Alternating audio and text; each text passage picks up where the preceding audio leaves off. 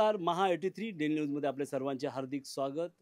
महाराष्ट्र शासनाने व मुख्यमंत्री देवेंद्र फडणवीस साहेबांनी या गणपती उत्सवाला राज्याचा दर्जा दिलेला आहे। राज्य महोत्सव म्हणून या गणपती बाप्पाला दिलेला आहे। आपण आहोत ठाणे शहरातील या कोपरी गावात म्हात्रे कुटुंबामध्ये। हा म्हात्रे कुटुंब म्हणजे संपूर्ण हा म्हात्रे कुटुंब आपण पाहू शकता। हा म्हात्रे कुटुंब म्हणजेच या कोपरी गावातला 100 वर्षापासून हा गणपती उत्सव साजरा करत आहे आणि ते अशा पद्धतीने साजरा करतात की एक कुटुंब एक गणपती। आपण जाणून घेऊया या म्हात्रे कुटुंबातील सदस्य दीपक म्हात्रे यांच्याकडून ते गणपती बाप्पा कशा पद्धतीने साजरे करतात। घरचा गणपती एवढा उत्साहात साजरा होतो ना, पूर्ण कुटुंबाचा त्याला हातभार असतो। सगळेजण याच्याने मदत करतात मला आणि मी तो साजरा चांगल्या पद्धतीने करतो।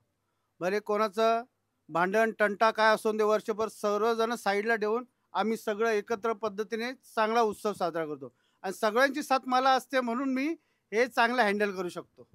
मध्ये काही महिला पण आहेत ज्या डोंबिवलीवरनं आलेल्या आहेत, काही भिवंडीवरनं आलेल्या आहेत। हा एकत्र कुटुंब हा गणेश उत्सव साजरा करतो। 100 वर्षापूर्वीची ही परंपरा लाभलेली आहे। आपण ताईंकडनं जाणून घेऊया, ताई कशा पद्धतीने गणपती साजरा करतात। व्यवस्थित करतो, 5वी पिढी अजूनपर्यंत व्यवस्थित आहे, नंतरचं बघू, पण आता सध्या व्यवस्थित आहे।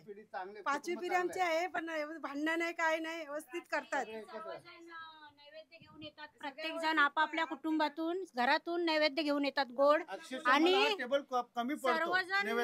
सर्वजण आरतीला हजर असतात। रात्री 8ची आमची आरती असते, हा तेवढे नैवेद्य आणि आनंदाने सगळे आरतीला सहभागी होतात। आपण जाऊन घेऊया की ह्यामध्ये काही लहान मुली पण आहेत जे आजच्या डिजिटल युगामध्ये हा गणपती उत्सव साजरा करतात। मोबाईल थोडासा बाजूला ठेवून काय ताई सांगशील कशा पद्धतीने साजरी करतेस।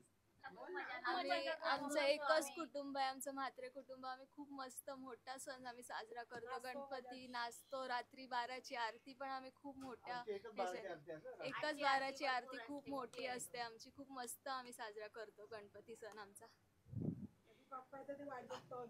ताई काहीतरी बोलतात, काय सांगाल ताई? अजून काय सांगाल?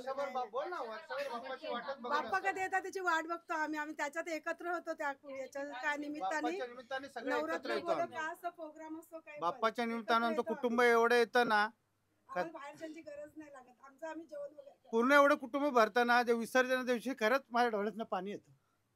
असं वाटतं जावंच नाही तो, कारण सगळे एकत्र भरपूर मजा करतो ना। असं कुटुंब कुठंच भेटणार नाही माझ्यासारखं। सगळं दुःख बाजूला ठेवतात आणि सगळी भांडणं बाजूला ठेवून सगळे एकत्र आनंदाने साजरा करतो।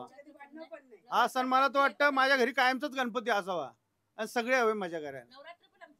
आणि त्याच्यानंतर लगेच नवरात्र असतात। नवरात्र पण आम्ही त्या घरात लगेच नवरात्र 9 दिवस आरता, आणि आम्हाला या घरात आमच्या कुटुंबाला जागाच नाही। 500-600 लोकांचं आमचं कुटुंब आहे। एक गणपती बाई हे आम्ही चांगलं ठेवलेलं आहे। ताई काय सांगाल तू कशा पद्धतीने गणपती साजरा करतेस? दरवर्षीप्रमाणे यावर्षी पण 10 दिवसाचे गणपती आहेत। आम्ही गणपती कधी येणार हे वाट बघत असतो। माझ्या मुलाला तर प्रचंड आवडतं, त्यांच्याकडे तर सारखं कधी जायचं गणपती आणायला। 3 महिने अगोदर दीपक भाऊ कधी जायचं आणायला।